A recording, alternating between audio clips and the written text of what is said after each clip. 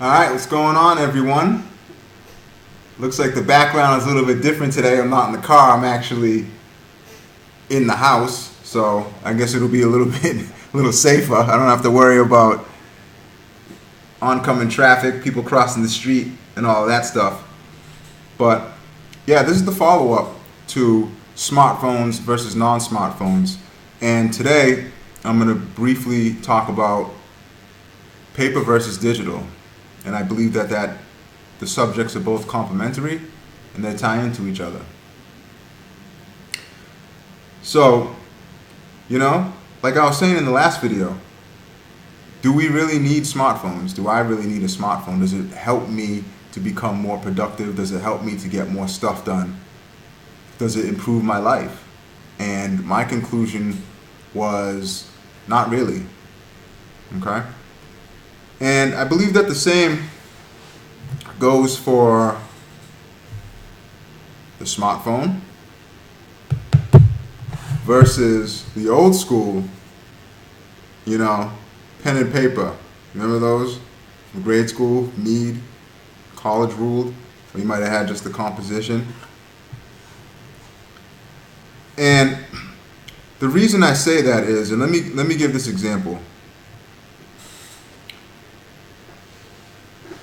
Usually when I listen to a lecture, I like to take notes.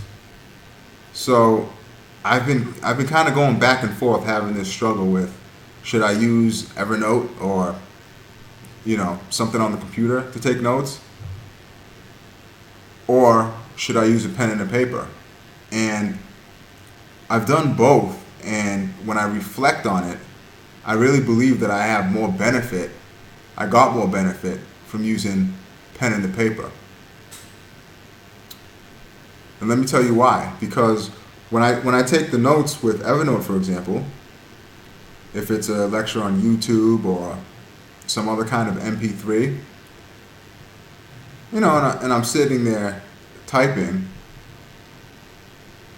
I have this habit where I pause what's being said so I can fully type out a full sentence. So it almost ends up being that I'm at least partially transcribing the lecture. And that's not really conducive to learning, because if you're basically reading a transcription, how much of that information do you really retain, right? That's like reading a newspaper article or a magazine article and then writing it out almost word for word. At least that's how I take notes. I also try to use the Cornell method with Evernote, because there's a template for it where you put it in there. But then it's cool, but it's more cumbersome than using the paper, right? Because the Cornell method, it's basically like an L, right? So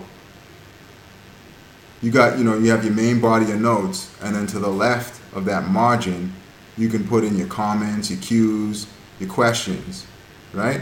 But you gotta move the cursor. You can't put the cursor exactly where you want it. So it might not exactly line up with your notes. So it kind of lacks that natural flow, right? But if you're doing it in your notebook, right, you have your main body of notes, and then you can put the cues and questions wherever you want. You can draw arrows, you can draw diagrams, you can draw charts, you can hand draw them, and it's more natural, because it's like the Cornell template is what it is. It's a template, so it's generic. So if anybody uses the Cornell template in Evernote, it's going to look almost the same.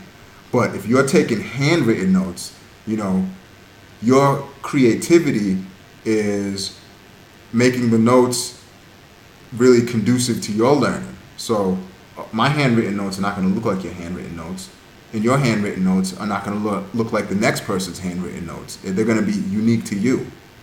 You follow me? So it's like it really goes with your natural learning style. So on that, I think that the handwritten notes are more efficient than the digital notes. Another thing, right? Now, back in the day, when when I was in school, taking lecture notes with Microsoft Word or whatever, it was pretty good because I didn't have much distractions. But these days, you have so many distractions on the computer. You don't just have the computer. You don't just have your word processor. You got your word processor. You got the internet. You know, you have social media. You have YouTube. All of that stuff. So it's like you're looking at this, you're looking at that. Your phone's going off. Text messages. So it's like you can't it's kind of hard, especially for somebody like me who I just go this way, I go that way. And I'm not one of those people that has that quote unquote laser focus. I can get distracted very quickly. So, for that reason, these days again, paper kind of wins with me. And then another thing, right? So like if I'm let's say I'm in a room, the computer's off, I have a book out, and I have the notebook out. I can just underline in the book. I can write my notes in the book, and it's nice and quiet. I'm just focusing, listening to my thoughts. I'm learning so fast, right?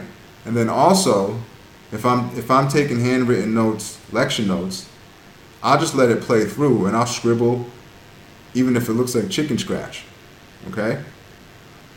So when I'm done with the notes, ideally what I like to do is I like to recopy my notes within 24 hours. And while I'm recopying it, I'm actually replaying the lecture. So that's actually like almost a study session in and of itself. So I'm listening to the lecture again while I'm recopying the notes.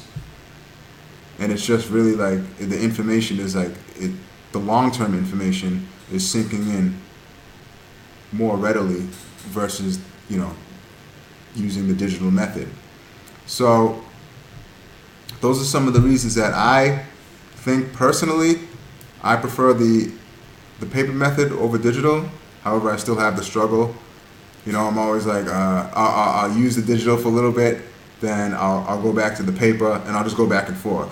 You ever see those comparison articles on the internet? Like you doubt if you Google Microsoft versus Google, iPhone versus Windows Phone. I'm one of those guys. I read those articles constantly, even though I might not even have the product. I just like reading that type of stuff, and I'm actually like that in the type of stuff that I use. I hear and I read a lot of digital versus paper, and I'm like, all right, I'll do this, I'll do that. So, but I think ultimately in the end, paper wins hands down. I just need to be consistent and stick with it. So what do you guys think? Are you a paper person? Are you a digital person? Are you both? In some ways I'm kind of hybrid. Actually, I'm working on a project right now where I'm digitizing my mail. Bills, certifications, letters, receipts. I have all this stuff, all this paper in my desk. Right now I'm currently working on digitizing the stuff that comes in. And once I get that flow going, then I'll go back and start archiving.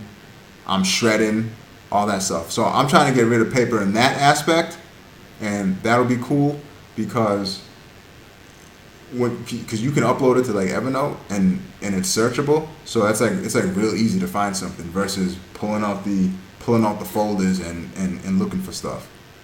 So in that respect, it's more effective. But anyway, let me know your thoughts. If you're liking what you're hearing, click that subscribe button. Click the like button. Got more stuff coming along. I'm trying to be consistent. I'm going to start mixing it up. Videos in the car, videos at home. at the house, or when I'm not in the car, I can do it in a more structured fashion. This one I'm just kind of talking because this is just like information that's in my head, but I want to come out with stuff that's maybe requires a little bit of research and kind of engage you guys a little bit more so that we can all learn something. Because I'm really, I'm trying to use this channel. I'm trying to learn things. I'm trying to do things, and I'm trying to share those things with you. So if I find something that works, that helps me out, I want to share that with you guys. And you might like it, you may have done it, or you may have other things that you can share with me. So I want this channel to be like to be a place where we can build and just kind of like better ourselves with certain aspects of our lives. Like if you remember the beginning videos, I'm talking about improving communication. I'm still trying to do that. I'm still trying to get my speech up. So hopefully that can, if you're kind of feeling like you can touch up on your communication, on your speech, and if you feel that you have gotten some benefit from some of the action steps that I've taken, maybe it can motivate you to take some action in that, or maybe in something else. Maybe you want to start a side business, right? I try to learn new things, whether it's little HTML, CSS, learning about whatever, investing, learning about different ways to make income, learning about ways to improve at work, all of these things, just these real life things that I can bring to you. I hope that you can obtain some benefit from it, and then maybe you can share, you can comment, and we can move like that. So thanks for watching. Tell a friend, subscribe, like, and have a good week. All right.